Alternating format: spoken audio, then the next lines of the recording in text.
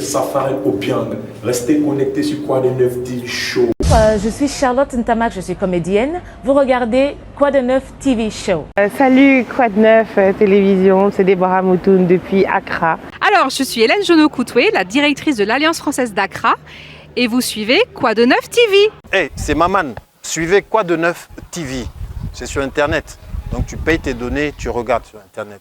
Maman, République très démocratique du Gondwana.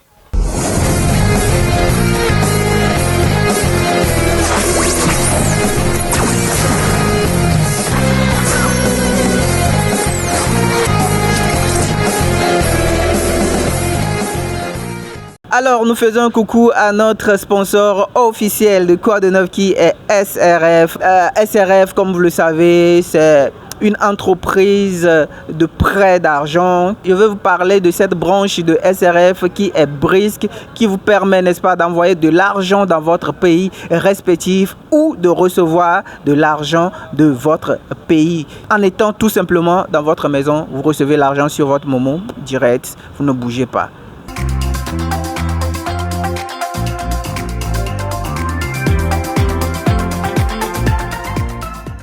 Bienvenue sur Quoi de Neuf TV International, l'émission conçue et réalisée pour vous les francophones vivant ici sur la terre ghanéenne. Alors aujourd'hui, nous sommes dans un quartier spécial. Ce quartier, c'est Abelengpe.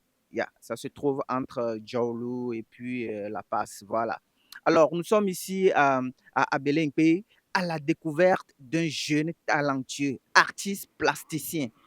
C'est un jeune que j'ai découvert sur le terrain de basket et puis on causait, voilà, il me disait, ben voilà, il est dans l'art plastique. J'ai juste pris la décision de venir le découvrir, de venir voir ce que ce jeune-là fait.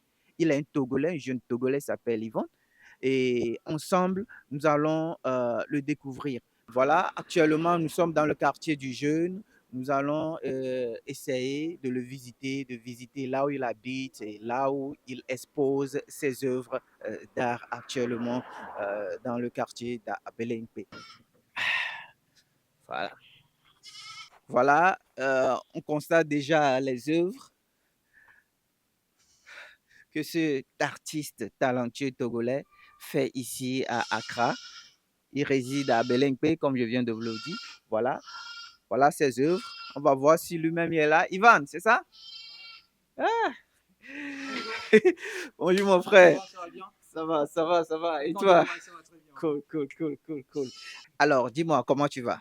Ouais, je vais très bien. Je suis très ravi de vous voir ce matin. Je n'attendais même pas que vous serez là. Alors, déjà, on va commencer par ici.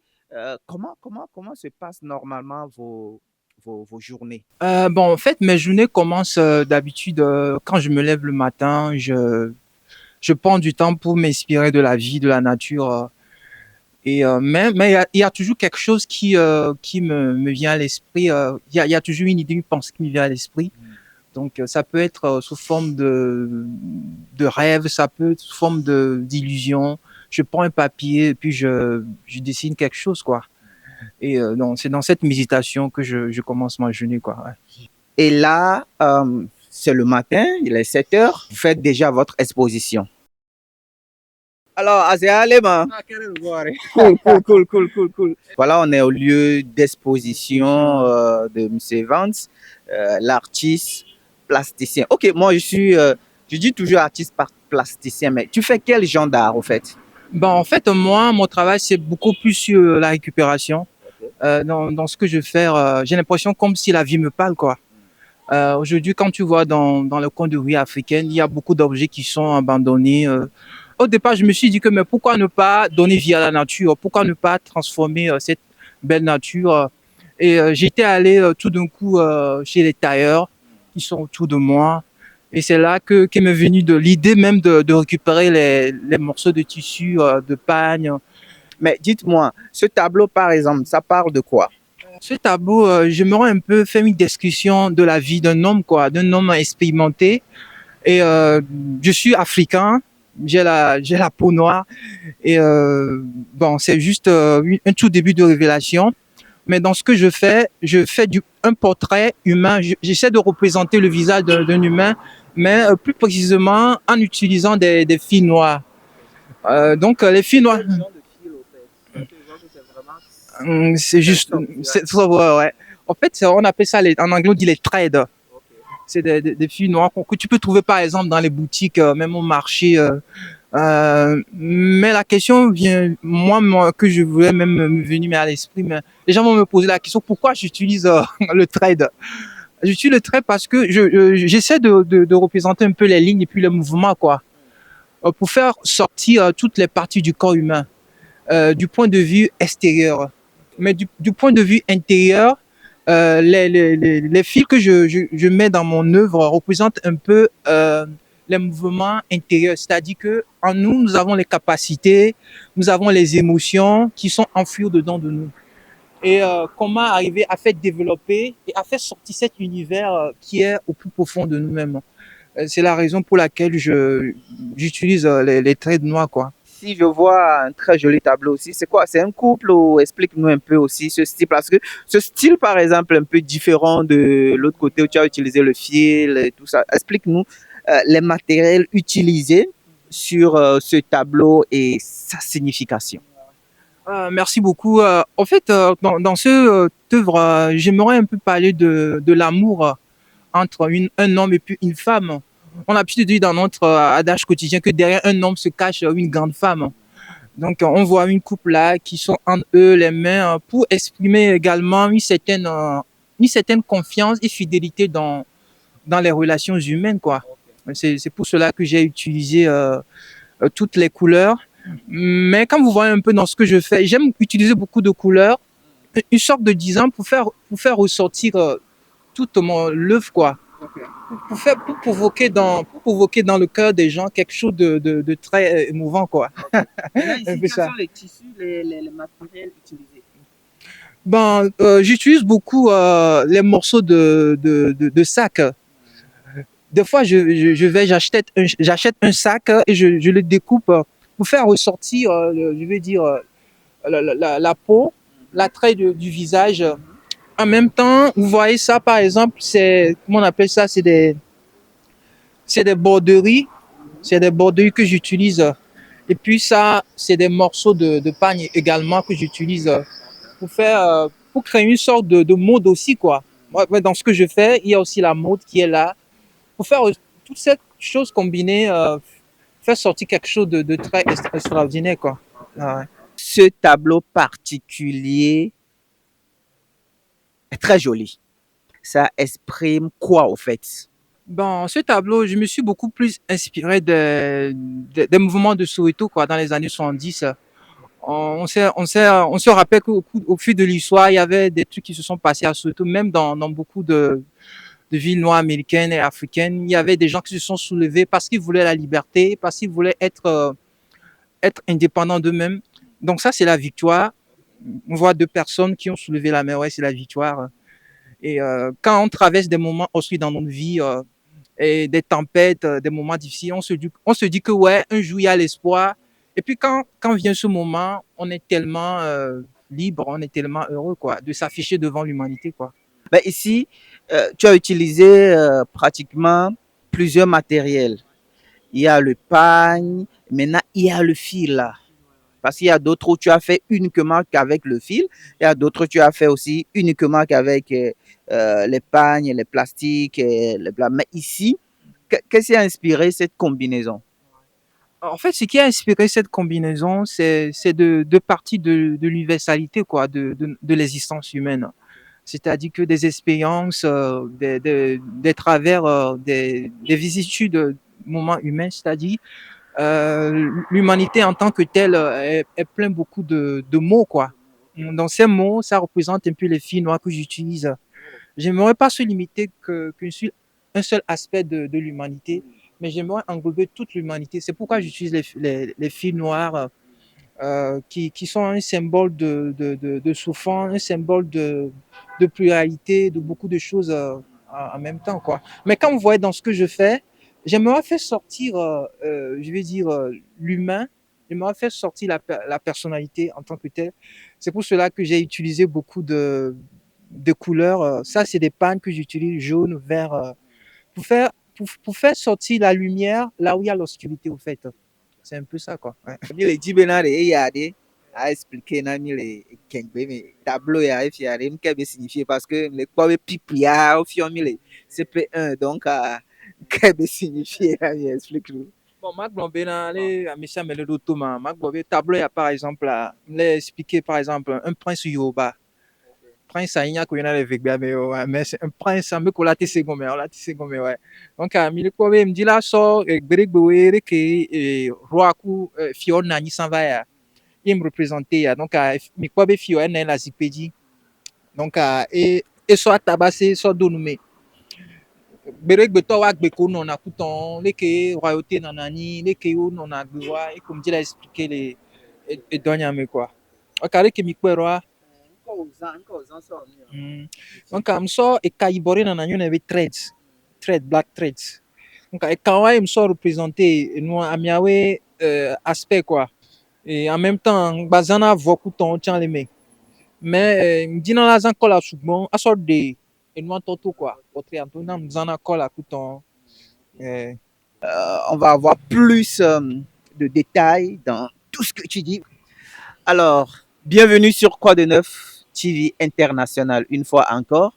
Nous sommes ici avec l'artiste Evans. Il va se présenter, nous dire qui il est, ce qu'il fait réellement. Voilà, on sait qu'il est artiste. Il a démontré par ses œuvres actuellement que nous avons vues. Mais on va plus rentrer un peu plus dans sa vie euh, pour mieux le connaître, savoir qui il est et comment il s'en sort dans son art et spécialement étant togolais, qu'est-ce qu'il fait ici au Ghana. Alors c'est parti. Monsieur Evans. Ben, je suis artiste togolais, mais j'ai des origines qui sont purement ghanéennes. Donc, je suis artiste plasticien, designer, puis aussi multidisciplinaire. Donc, j'ai commencé l'art depuis très longtemps, mais c'est quand je suis venu au Ghana que j'ai plus animé cette flamme-là, quoi, d'artiste qui est en moi. Mais je me retrouve dans beaucoup de choses.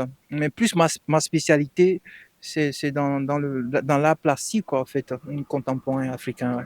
Quels sont tes parcours jusqu'à ce que tu te retrouves ici aujourd'hui en tant qu'artiste plasticien? Bon, c'est un parcours très difficile à expliquer. Bon, déjà, je me suis faufilé vers Dakar. Je suis né au Togo, donc c'est à Dakar que j'ai fait mes études en marketing communication. Et après, bon, je me suis lancé dans l'art, quoi, parce qu'il y avait toujours quelque chose en moi qui m'enflammait, qui me réchauffait, c'est de montrer à l'humanité qui je suis. Et c'est vrai que je faisais les études en communication, mais il y avait en moi cette soif de créer, cette soif de faire sortir mon univers. Et du coup, à Dakar, j'ai commencé par du design. Non. Je faisais pas des œuvres à Dakar, je faisais de la récupération, mais beaucoup plus sur les objets recyclés, c'est-à-dire des bouteilles, j'utilisais aussi des bois et aussi dans des rencontres plus diverses, quoi. Donc, j'ai beaucoup plus travaillé à Dakar, mon art, et avant que je me suis projeté là, quoi. Ici. Mm. Donc, si on doit comprendre, l'art est en vous depuis malgré la filière d'études que vous avez faite, qui est le marketing commercial, c'est ça, mais vous avez choisi l'art. Pourquoi l'art? Bon, là, parce que tout être humain est né avec quelque chose. On est venu au monde avec quelque chose. Vous savez, nous sommes dans une société où on a tendance à déconnecter, à dénaturer des gens de ce qu'ils sont réellement, en fait. Donc, surtout dans notre société africaine, quand tu es venu au monde avec quelque chose, les parents ne vous orientent pas, ne vous dirigent pas à faire développer cette soif qui est en vous. Mais moi, je l'ai découvert très tôt dans des rêves, au fait que quand je dormais des fois, je faisais des rêves déjà où je me voyais en tant qu'artiste en train d'exposer dans des galeries, dans des endroits. Et ça m'a beaucoup plus donné de motivation à me mettre dans ce métier-là, quoi. Parlant d'exposition, comment est-ce que ça se passe? Est-ce que vous avez des endroits où vous exposez très souvent, dans les galeries, dans les événements? Ben, en fait, pour ça, c'est un peu compliqué pour l'artiste. Pour un parcours Moi, déjà, j'ai approché beaucoup de galeries dans la sous-région et je les ai exposé ce que je fais. Après, il me dit de revenir. Puis après, j'ai pas eu des comptes rendus. Et c'est très difficile. Mais déjà, j'expose déjà comme un artiste de la rue. Et les gens qui passent, ils me regardent, ils aiment ce que je fais. Mais j'envisage encore faire plus, c'est-à-dire exposer mes œuvres dans les galeries, dans des galeries, pour que les gens, au fait, voient ce que je fais, voient mon état d'esprit. J'aimerais quand même exposer dans d'autres galeries. En tout cas, et faire découvrir mon art pour que ça soit quelque chose de, je vais dire, d'universel, quoi. Mm. Mais est-ce que vous avez déjà exposé dans des galeries ici, à Accra, dans des événements? Oui, exactement. J'ai exposé lors d'une journée de la francophonie, ça fait 2 ans de cela, à l'Alliance l'Alliance française. J'ai exposé là, il y avait beaucoup de gens qui étaient là. Mais c'était une journée culturelle. C'était ma première fois d'exposer à Accra, je veux dire, dans cet espace-là, quoi. Récemment, j'ai exposé à East Legon, Galerie Souac. C'est ma toute première exposition de s'infiltrer dans une galerie, quoi, dans la sous-région de Accra. C'était pas une galerie aussi, là, c'est une nouvelle galerie, mais quand même, il y a cette possibilité que les gens remarquent un peu plus ce que tu fais, quoi. Mm. Ok, alors, en tant que Togolais étranger au Ghana, quelle relation vous avez avec l'ambassade du Togo? Est-ce que le courant passe entre vous? Est-ce que ils connaissent tes œuvres, ce que vous faites ici en particulier? Bon, j'ai pas encore eu la chance de rencontrer l'ambassade du Togo. J'aimerais bien rencontrer l'ambassade du Togo pour soumettre mes idées puis mes projets. Mais j'ai déjà eu recours à des amis qui m'ont dit, Evans, il faut que l'ambassade du Togo, les ambassades regardent ce que tu fais. S'il y a une possibilité d'exposer dans les ambassades et d'inviter des gens. Mais je crois que ça serait vraiment une opportunité pour moi de rencontrer l'ambassade, même d'avoir une planification d'exposition au sein de l'ambassade, même si c'est dans une galerie. Je serais très ravi de pouvoir rencontrer l'ambassadeur, quoi. Yeah. D'accord. Alors, parlons un peu de tes œuvres. Tu nous as déjà expliqué comment tes idées, d'où viennent les idées, et puis les matériels utilisés pour pouvoir faire tes arts. C'est un peu spécial, ça on l'admet. Euh, Dis-moi, côté marketing, comment est-ce que ça se passe? Bon, pour le moment, je suis quelqu'un qui aime visualiser les choses, projeter les choses, quoi. C'est-à-dire que dans ce que je fais, il y a beaucoup d'idées qui me viennent à la tête, mais il fallait que je commence mollo mollo, c'est-à-dire petit à petit, quoi. Mais tout d'abord, je veux dire, j'ai déjà créé un compte Instagram et Facebook où j'expose pour la plupart du temps toutes mes œuvres d'art. J'expose sur mon compte Facebook. Déjà, déjà une page. Et il y a des gens qui me remarquent déjà. Mais le système marketing n'est pas tellement très avancé, plus poussé comme je le voulais, quoi. Ouais, ouais. Mais dans ce côté-là, je crois qu'il y aura beaucoup plus de travail à faire là-dessus, quoi. Et qui vous visite très souvent dans ce milieu où vous exposez? Bon, déjà, il y a des gens qui marchent là dans la rue, qui regardent, qui observent ce que je fais. Mais les gens qui me visitent de plus, c'est des touristes. C'est des touristes, des voyageurs, et puis des gens qui ont aussi un bagage intellectuel très poussé. Ils viennent regarder mes œuvres et souvent ils me posent des questions sur comment j'arrive à faire mon travail. Et je prends un peu du temps de les expliquer ce que je fais. Et ça motive quelque part aussi l'artiste, quoi. Mes inspirations proviennent beaucoup plus des artistes noirs américains. Il y avait des courants artistes des années 70, 80 que j'avais découvert surtout dans des magazines de Vogue. Et je regardais ces magazines et tout d'un coup, il y a quelque chose qui m'attirait, c'est le côté design, puis le côté lumineux de ces artistes-là, quoi. Et c'est ce monde-là qui m'inspire beaucoup. Alors, Evans ne fait pas que des tableaux, mais Evans fait aussi des masques. Voilà. Là, ici, par exemple, très, très joli masque. Regardez, voilà. J'ai ce très joli masque. Euh, Parlez-nous un peu du matériel utilisé pour faire ces masques-là. L'explication derrière. Ben, en fait, ça, c'est des masques africains, si je peux dire. J'aimerais représenter juste le visage de l'humain, mais il y a le côté qui m'a beaucoup plus inspiré dans ça, c'est que je voulais plus infiltrer des gens dans les totems africains, quoi, en fait. Quand tu vas au Nigeria, c'est des Oyo. Quand tu vas au Togo, ils ont leur manière de vivre. Mais il y a des totems presque dans toutes les traditions africaines. Souvent, des totems sont des esprits. Souvent, c'est des objets. Et souvent, dans beaucoup de traditions africaines, on a l'habitude de dire que les morts ne sont pas morts, quoi. Donc, ces morts, ce sont des esprits qui se réincarnent. Et moi, en tant qu'artiste, j'aimerais représenter ces visages, ces esprits à travers les masques que je fais, quoi. Mais les couleurs, c'est une sorte d'universalité, quoi. Pour ne pas dire que, ouais, parce que je suis togolais, mais un Nigérien, un Congolais, un Sud-Africain peut mettre ce masque dans sa chambre qui va lui donner un souvenir de ses ancêtres, quoi.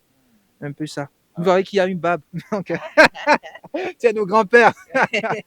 Combien ça te prend de réaliser une œuvre, que ce soit un tableau par exemple ou un masque africain? Ça te prend combien de temps?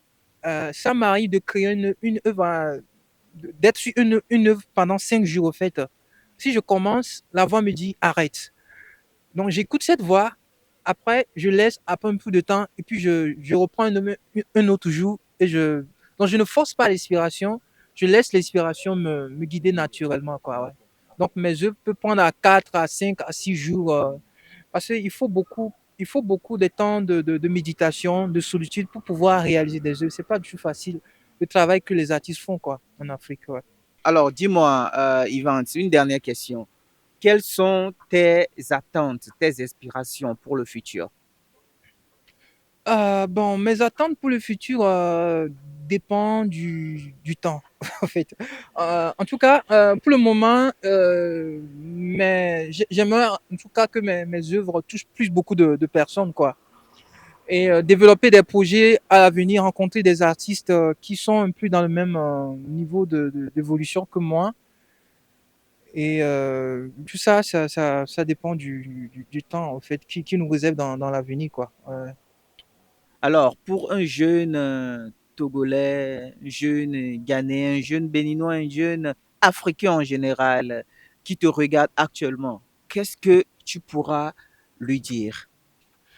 Ce que je peux dire à la jeunesse africaine aujourd'hui, c'est de pousser l'imagination plus loin, en fait, de rêver et d'être particulier.